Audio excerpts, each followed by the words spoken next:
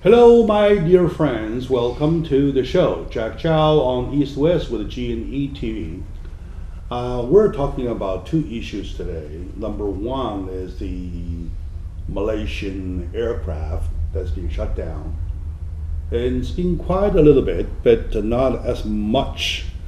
And then we will move to the second subject, which is about the Middle East situation.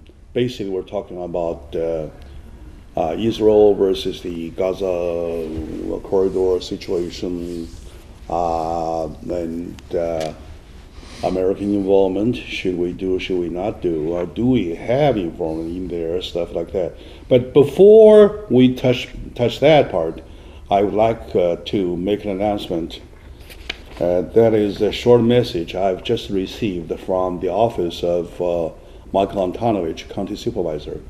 And here is the message saying that parents of the USC student slain by illegal aliens, were delayed entry by U.S. State Department. And the message says, Los Angeles County, it is unconscionable that suspect Jonathan Del Carmen Refugio, arrested for the murder of USC graduate student Xing Yanji, entered the country illegally. Yet, the victim's parents were delayed in entering the country legally to claim their son's body due to failure in the State Department visa process, said Supervisor Michael Antonovich. I'm glad we have a supervisor. We've been having this supervisor for the past 16 years, if I recall. He always have a take, very positive take. So anyway, back to the subject. Today, joining me in the discussion about our subjects is my good friend, Mr. Drexel Smith, and he is a senior advisor to energy and international relations, and he is a senior advisor of an energy project hired by U.S. company in cooperation, in joint venture something with China. And on top of that, he's a lover of life. And we joke a lot. Together we make lots of issues clear. And once again, I'm so happy to have you here, Drexel, and you're welcome to the show. Jack, it's always good to join you. All right. First, give me your take about this, please. Well, I certainly agree with Supervisor Antonovich. It's unconscionable how we're behaving in these matters. It's not right. Yeah. I don't believe that it has anything to do with people's nationality. I think it has to do with a bureaucratic system that's overrun with too many requests, too many things, and it's out of control. I think the whole immigration issue is out of control. I think we can be a very friendly country, but yet still manage our borders. As you, Jack, I have had the opportunity to travel to many places in the world, and almost every country requires people entering the country to be identified. And why we have such struggles with that, where we can't properly manage our borders. So many of them. It's just not right, and yet we're making a political issue out of it that shouldn't be. And yet here is a poor family, how tragic, that has challenges. It's just the system is not working correctly. Obviously, not working correctly. Yeah, obviously, Supervisor Antonovich is raising two questions. Question number one is about a broken legal system of the immigration part. Yes. Right. Which means that we have so many of them off record, or uncontrolled, and some of them, at least this one, has become a murderer, right? Of course he's arrested, but he's arrested as an illegal alien. He doesn't have any paper on him. Why? Why would he end up here? Why would he end up killing somebody? This is issue number one. And issue number two, regardless what happened to the killing, regardless what causes the killing, somebody is dead, right? In a foreign country. And the parents want to attend the funeral to take care about whatever the leftover is, at least to collect the body. And they should be treated like a VIP. And they should be treated like a VIP, Absolutely. VIP pass. Absolutely. It's a very, very, very, how should I say? It's a pathetic situation. Yeah, very tragic. Right? Yep. It's a tragic, pathetic situation. Some kind of understanding, some kind of a out of the regular has to be arranged Yes. to speedy Yep. the process, to shorten the period. Jack, on this matter, we completely agree. Yeah, sure. And to Supervisor Antonovich, please keep us posted with the messages like that kind. Well, anyway, just taking a short moment to drag it over to make a point, right? So with me, my friend Drexel Smith, we're trying to find out who might have done to the poor Malaysian aircraft. Who might have done it?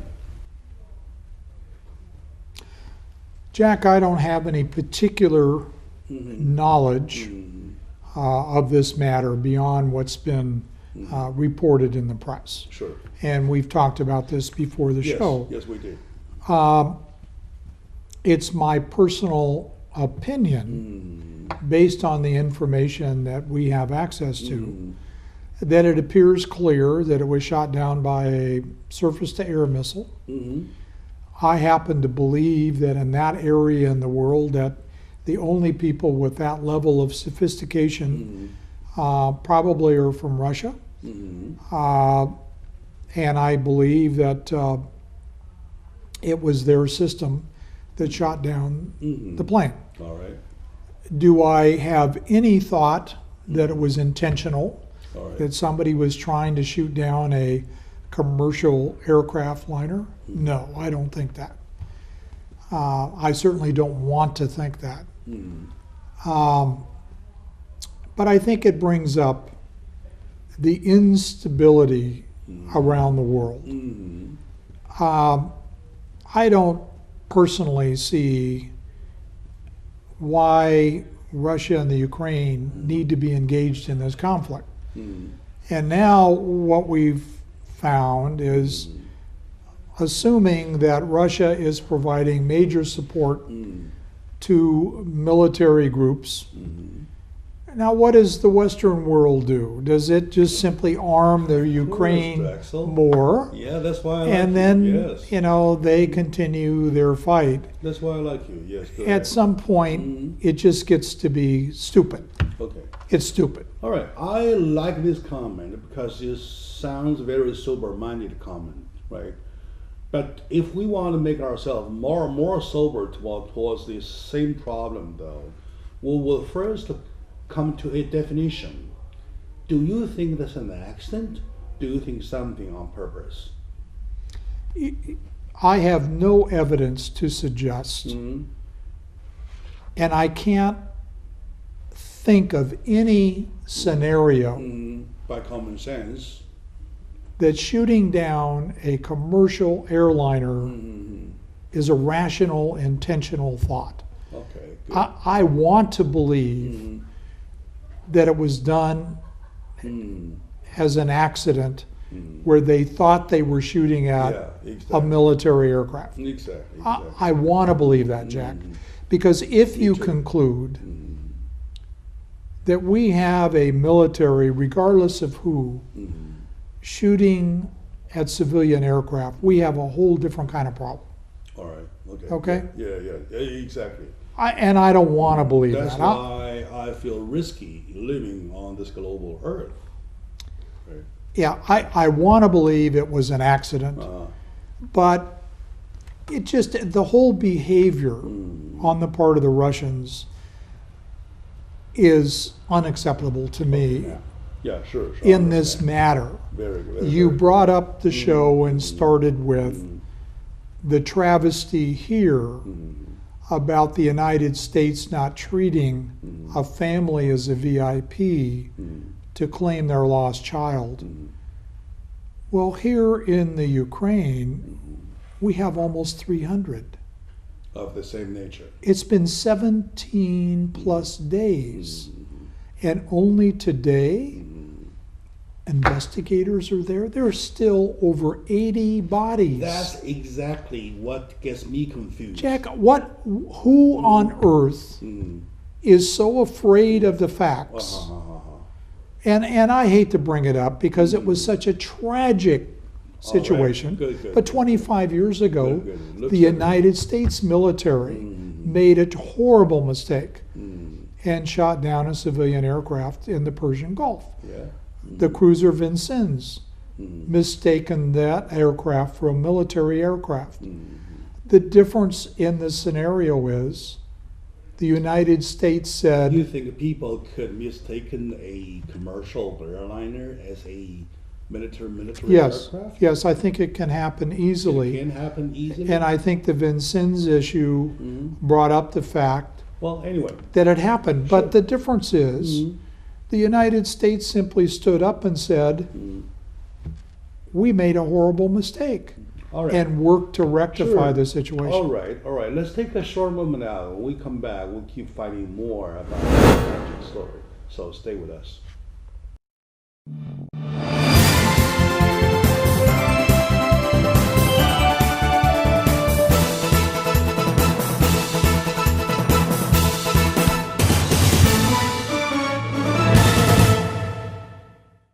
Hello, my dear folks. Welcome back to the discussion about several issues. Number one, we talked about the fact that the parents of the slain students of USC been delayed into entering into this country to collect the body because of the State Department.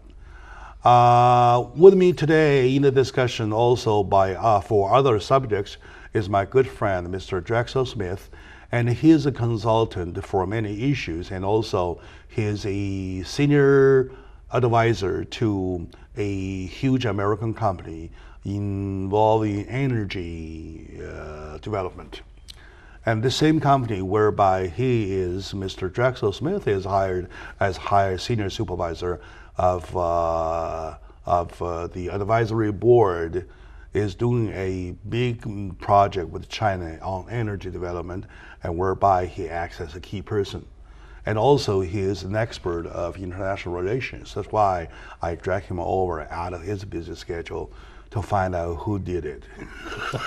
Who did it, right? It's like a child play. The bad guys did. The bad guy, like the child play. Okay, now, I know nothing about the whole area or areas, right? So, okay, that's why I started to pinpoint one first.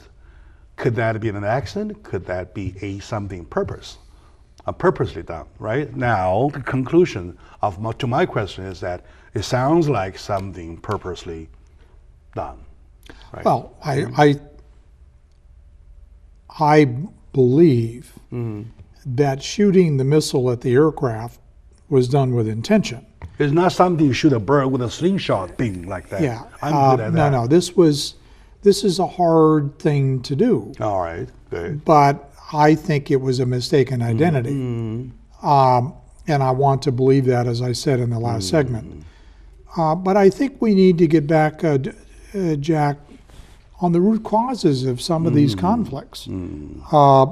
Because it's these kinds of conflicts that start major big trouble around the world.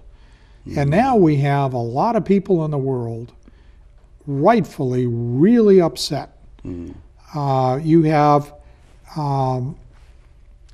the Dutch that lost hundreds of people that had no dog in the fight, that now all of a sudden can't even get access to their own dead relatives. Exactly. And I don't understand Russia deciding all of a sudden that they want to take over the Ukraine. I mean, the love-hate between Russia and the Ukraine goes back a lot of years.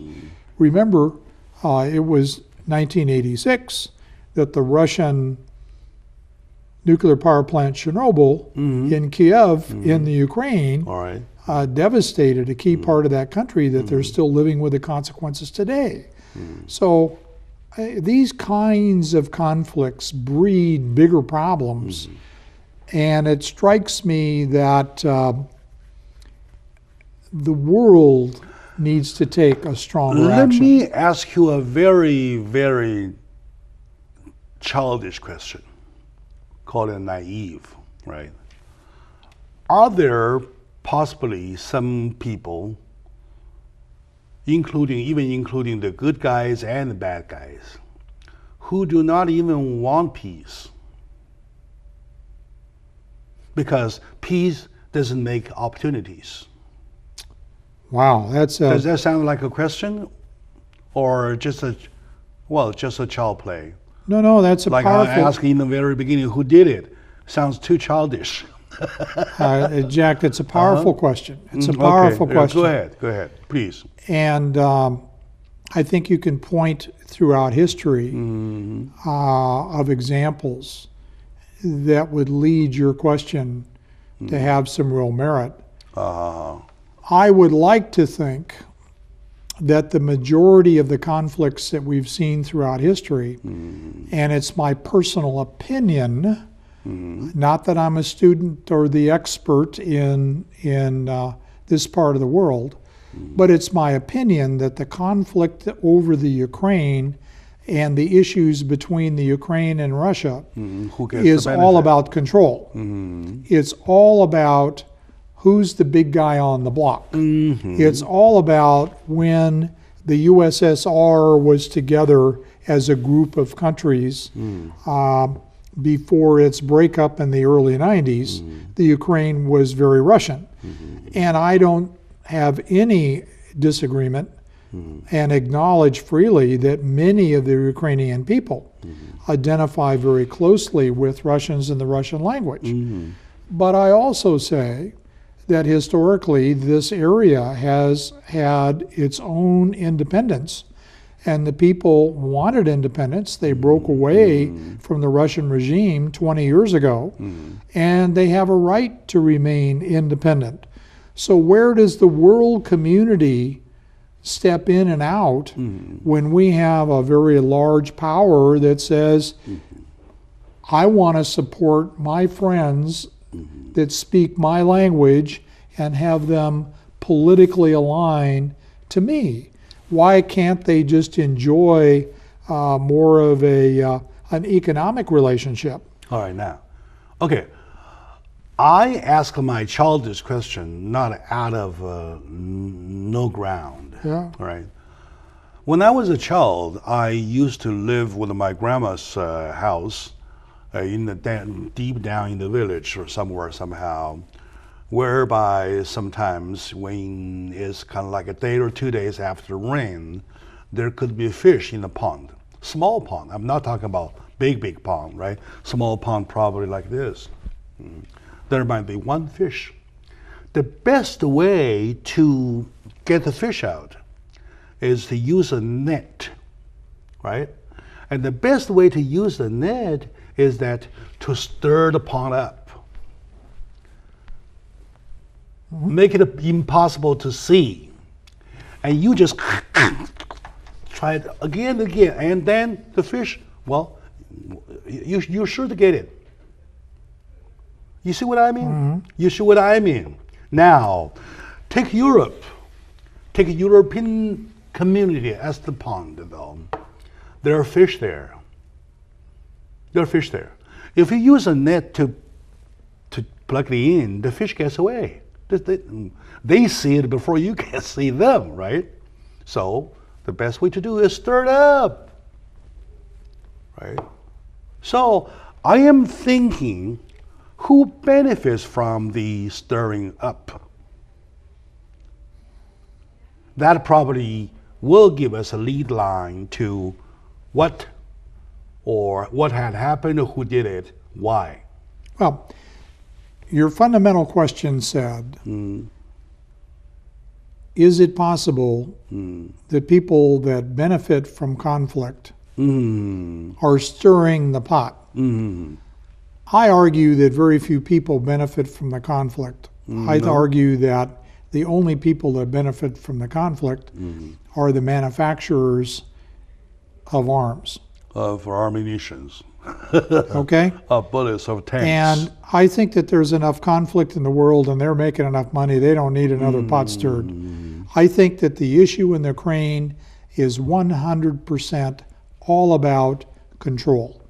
It's all about an individual, Vladimir Putin, stating the breakup of the USSR was the biggest travesty of the 20th century, and I think he's working hard to put it back together to the greatest extent possible. And I think he believes that the Ukraine is the easiest thing because there are so many Russian-speaking people, there's people sympathetic, there's people that under the Ukrainian government that don't have a good place economically. And who is the one holding the net scoop?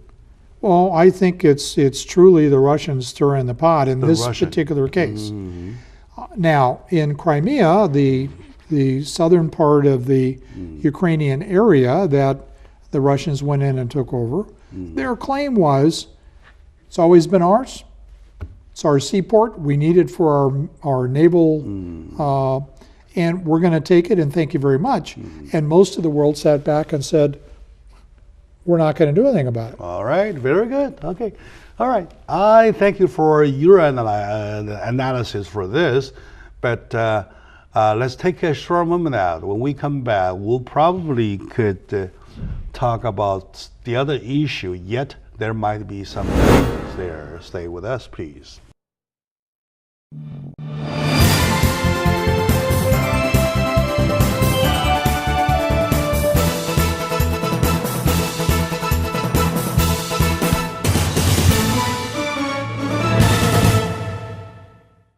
Hello, my dear folks. Welcome back to the show. Jack Zhao on East West with JNE TV. I'm having one of the very good times because my good friend Drexel Smith is here.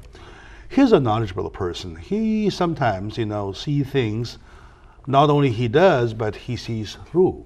All right, he sees to the profoundness of it, to the very bottom of it. That's the good part. The part that sometimes he and I argue a little bit is that, number one, I probably sometimes have to do it that way in order to get more juice out of him. Or I'm a stupid person, needs to be educated. So, well, either way, my audience gets the benefit. Because we should consider, right? Jack, an evening show where we could have some wine on the table. And some cookies. And then the juices would flow easier. All right. Okay, good. Now,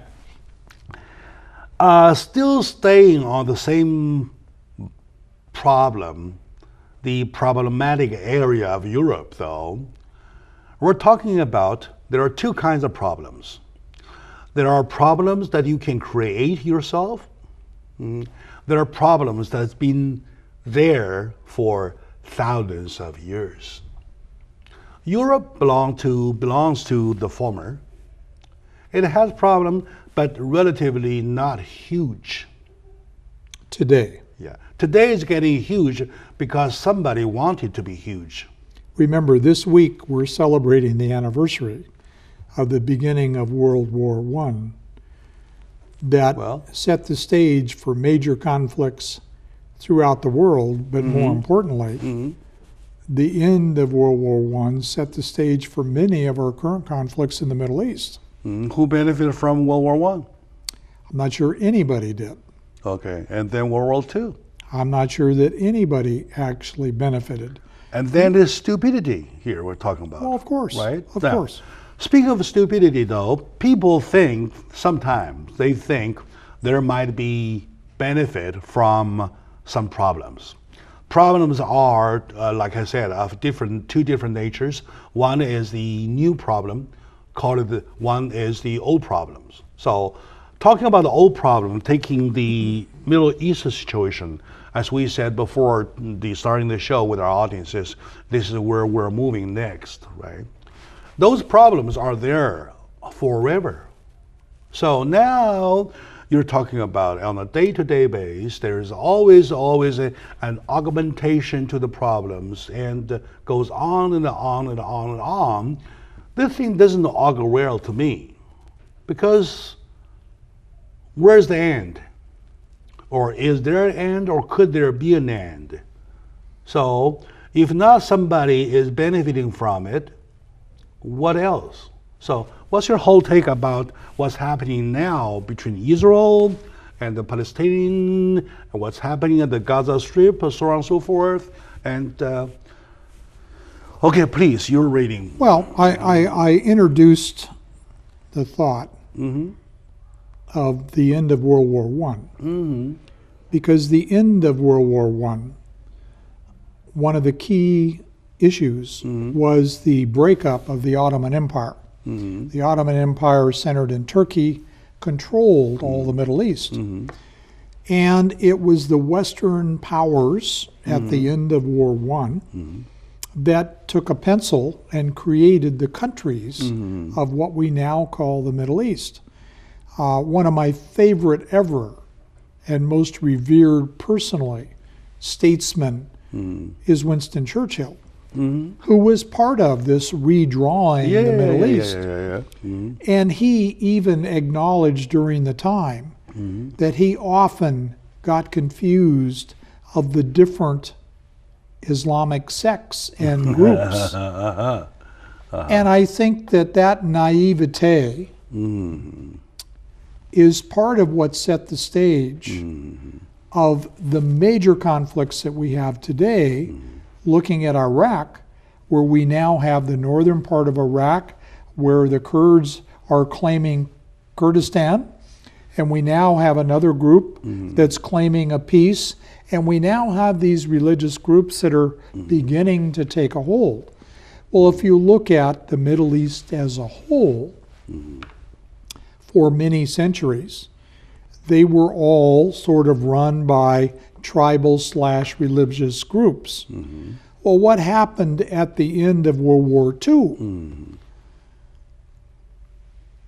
The worldview was the Jewish race/religion needed a place to go.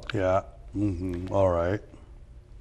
So the wisdom of the world was, let's create a place, and we'll call it Israel, to allow the Jewish people to settle.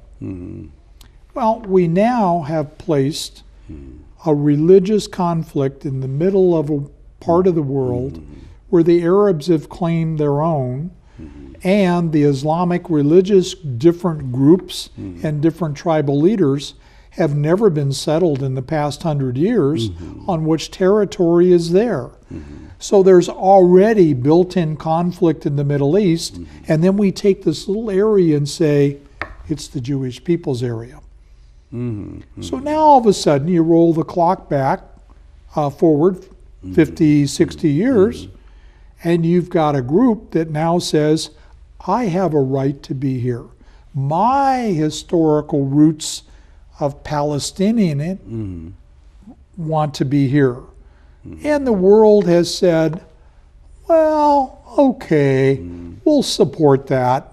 So we kind of created this little place called Gaza, sort of, kind of, not really validated by historical presence, but we sort of gave them a little place. And now we have a situation where the leadership in that part of the world has got some Islamic, very strong points of view that says, we don't think the Jewish people belong there. So now all of a sudden, they're shooting rockets, unbelievable tunnel systems that have now been discovered. Israel's saying, the only way we can protect our little island is to shoot back. Is to shoot back. And now the world is saying, oh my God, they're shooting schools and churches. And the Jewish people are saying, yeah, but there's tunnels and there's missiles underneath them. Jack, I'm sorry.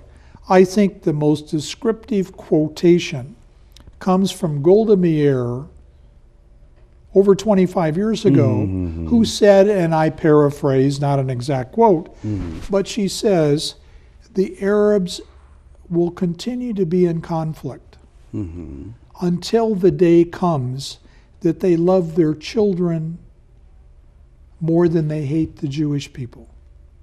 All right.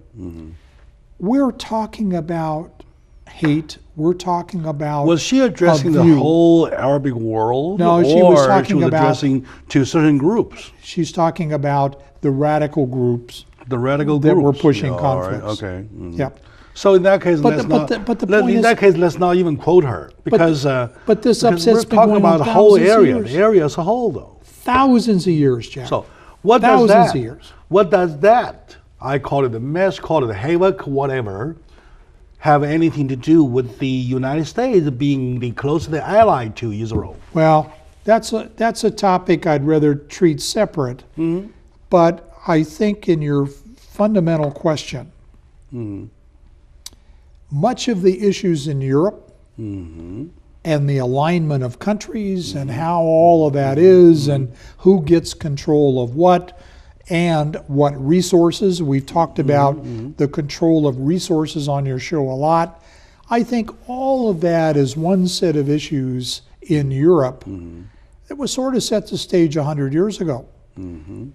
I think we have a similar setting of the stage by the way that the alignment Starting with Churchill. in the Middle East, well, he was just a man with a pencil. Okay. I think also 100 years ago, but it really goes back several thousand years. And I think today's conflict has all to do in Europe with control and resources and economy issues, whereas in the Middle East, in my opinion, it's all Once about religion. again, It's all Jackson, about religion. Sure. I appreciate your analysis very much, especially in the sense of going back to history all the way, especially the part when Winston Churchill made his lines, whatever, like a pencil play, like a childish, a child with a chalk, something like that. Well, anyway, without knowing the religious fundamental conflicts, he drew something that he likes, right? So that starts the whole thing. Now, once again, I have to stick to my old question that I asked in the previous section of European areas, right? We're talking about, are there people who do not even want a peace?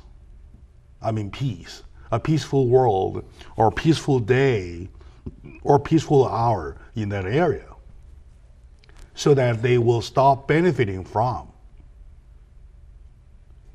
Does that sound like $1 million question?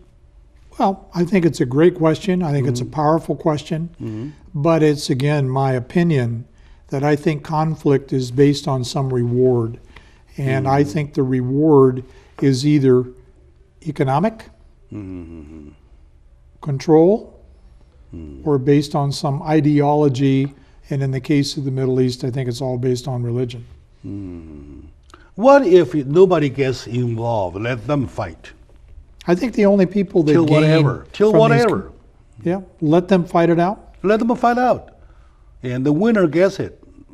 How about that? I think that's always an option. There's always an option, right? Sure. All right, very good. All right, my audiences, let's take a short moment out. When we come back, we'll find out Israel right now is shooting back.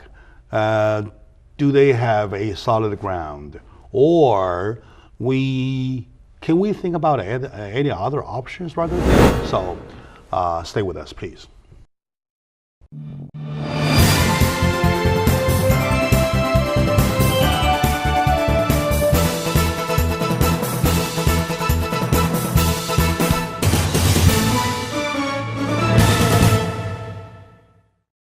Hello, my dear folks. Welcome back to the show.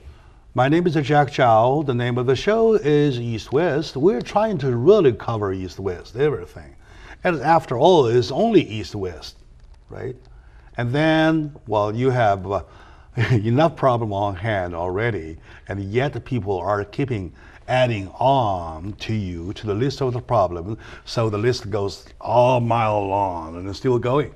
That's the problem.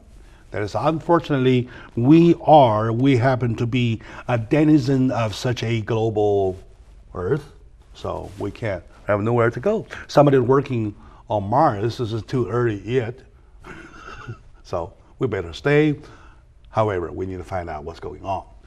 With my good friend, Mr. Drexel Smith, an advisor of international relationship, also he is an expert of energy development. Oh, by the way, energy is so closely related to what we're talking about. Absolutely. Both in Europe as well as Middle East. All right, very good. Now,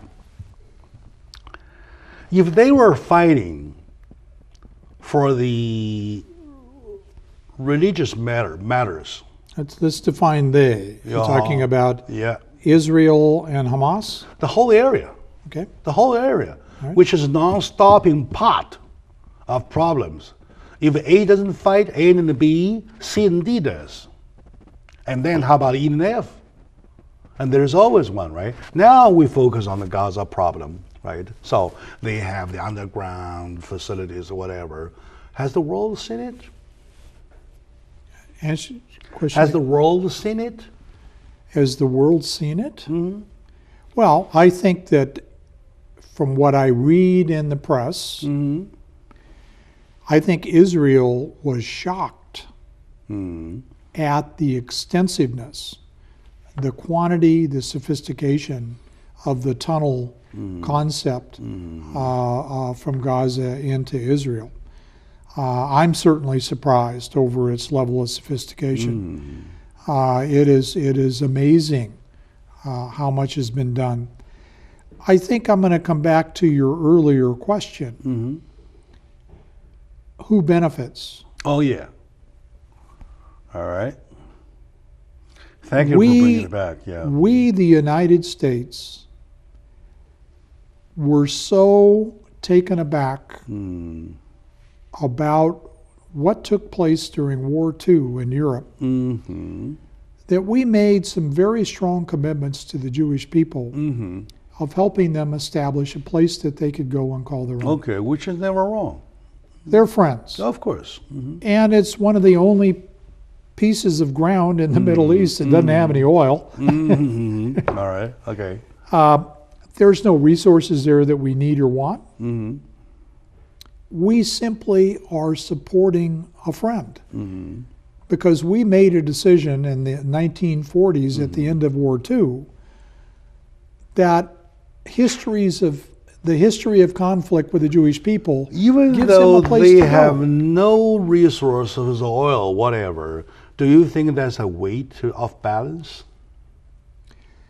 Well, That's a weight. That's a weight to the balance. I think that it means that they're going to have to use other capabilities and other resources to develop an economy. All right, okay, now. And I think that they've reasonably been successful in developing a world economy and a place in the world All right. that they can survive. So back But they're to, literally surrounded by people that don't believe in their existence. Well, It makes it really hard, Jack. back to the original question, do they have a ground to shoot back? Well, I have problems with the whole idea that we default to military action because the consequences are the unintended. It's in today's world no longer armies shooting at armies. It is men and women and children that They are getting die, killed, yes. and I think it's a travesty. But that said, I put myself in this little peninsula called Israel, where the only place they can go to is the sea. Yeah, and that's the And all of a West, sudden, they got people that are launching rockets at them, and now they've uncovered this extensive tunnel system. I don't think that they have a choice but to take out the fight threat. back. Yeah, okay. I just But to take don't it think they seriously. do. Yeah, okay. And then once they started shooting back, though, as long as the situation, as long as the target gets destroyed, there's supposed to be an end about it. What I see as a problem that bothers me is that it doesn't look like there's an end ever.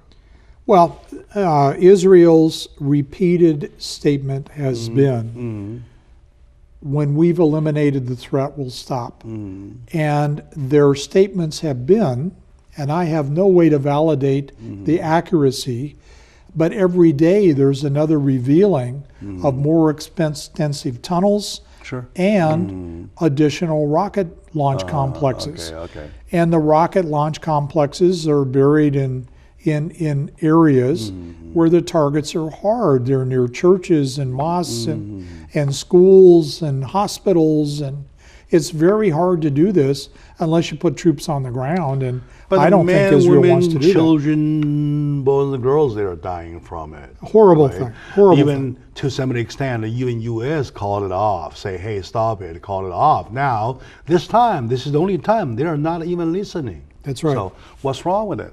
Well, again, I think that I am putting myself in their shoes. Again, I'm not there. I don't. All right, okay. I I'm see. not part of their leadership.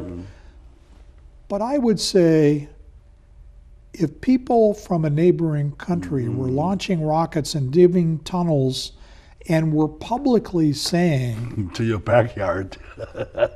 I'm going Pushing to you I over want to you the I want sea. you dead. I'd say, I'm going to take away the threat. I would do that in my neighborhood. And I would do that to a neighboring country. Do I understand it conceptually? Yeah, I really do. But I think here again, Jack, the world needs to get a little better together if we're going to end these kinds of hostilities that are based on one group of people that want to take over and simply control, or a group that wants to control resources, or a group that's simply based and spun up on religious fervor. And you look at the Middle East in total, Iraq may never become the Iraq that was drawn up 90 years ago. It may end up being a divided country. We have the challenges in Syria next door. Maybe Egypt can survive. It's a very historic, and the borders of Egypt are sort of aligned to where it was. But I just think that at some point the world leaders need to stand up and say, Sure. we're done. Okay, now, who says it, right? There's always a saying or cliche, whatever. World leader. Does the world really need a leader, or does anyone could act as leader that the rest of the folks listens? Oh, what an excellent question, because I am not proposing for a minute that any country should be the world leader. Okay? All right. Good. Including my own country, the United States. Yeah. I think we are viewed as a world leader. But I think that other countries deserve recognition also. Of course, yeah. And many people argue about the effectiveness of the United Nations. I argue that we need some world body to arbitrate these sorts of issues. And I think if the United States, I'm making an if the United States, China, and Russia would stand together arm in arm and say, children, we have had enough. All right, let's stop. Stop your bickering. Yeah, stop that child play, right? Okay? Okay, we got a business to do. Exactly. We got a day ahead. And I could only dream of a day. Thing is that the question is that who would be the one putting China, Russia, and the United States together? Well, Themselves? again, Jack, I argue that we need to work to each other's strengths and to have a world of cooperation. China, to my Much better. understanding, has no problem about that. As a matter of fact, China is doing that. And also, if you look back into history of 5,000 years, China has never invaded anybody, right? So, could China be the one calls on the left side and the right hand side, put everybody together, and then the three of us, let's do something to the rest of the folks out there who are suffering? I would So welcome could China playing that role. Yeah, could that be? I'd welcome that could role. That could be a role, right? Yeah. Okay. Now, the only thing that makes sense is that if U.S. plays that part, though, the Russians will not respond. Say, come on, what you talking about, right? And if the Russian does that call, though, and of course the United States will not respond. The only party who will get a response from both sides at the same time is China. Well, Calls the United States, hey, Mr. Obama, please, let's take a short moment down. And Putin, yeah, come on, here, let's talk about it. Probably that could be something. And then they put some kind of a joint troops in there to reconcile the situation. I don't know. well, I think the relationship between the United States and Russia, to me, is a sad story. I think that the United States and Russia were together 100 years ago in War One. The United States and Russia came together and fought together in World War II. Yeah. I don't understand that why today that we have this growing conflict on a perception. Okay.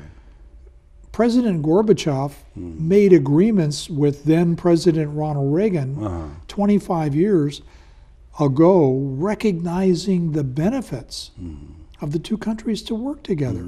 The Russian economy was suffering. Why can't we get back together? The funny part is that between Russia and the United States, there's never a war. There's never been a war fighting each other, right? Now, what causes the conflict is because I want to be bigger than you, and you want to smart out of me, I guess it's that simple. right? And that's very simple. How about I if got bigger somebody, muscles than you somebody, got. yeah, I got more muscles than you do, and then I got mine than you do. Yes. The space contest or whatever, the military contest, all kind of contests, even including the Olympic contest, whatever. I'm stronger than you, like that. How about if somebody with some Confucius believing say, hey guys, come over here, let's pray. Could be something. Could be in a role. Could. And then the three of them with whatever resolutions they have made to get it developed to cover the whole world and stop fight, because our women and children, they're dying. There's one being bombed every single day. That's the travesty. That's the very, There- very big greatest travesty. And let me tell you, of the conflict between the Hamas and Israel, I understand why Israel is doing what they're doing. But the consequence is they're raising another generation of Hamas that the hate toward Israel of having killed their mother, father, brother, sister, daughters just drives deeper. Or is it possible to bring it to the UN Council, let them redo the lines? Forget Churchill. Let them redo lines. Put them in the boxing ring like Rocky, huh? Or probably you can, well, anyway, scramble, I don't know. Well, at least you can reshuffle, right? Okay, now. And you get this, you get that, you get this, you get that, like that kind. Anyway, we're really kind of pushed to a corner whereby we're starting thinking funny already. So anyway, my audience, thank you very much for watching the show. At this show, we try so hard to bring information to you that we contact everybody within reach to get you the positive information. And we have suggestions. The only thing we do not have is the criticism, right? So I owe my appreciation to Mr. Drexel Smith, who comes a long way from a 949 area to come to this show. And thank you very much to my audiences. I want to see you next time.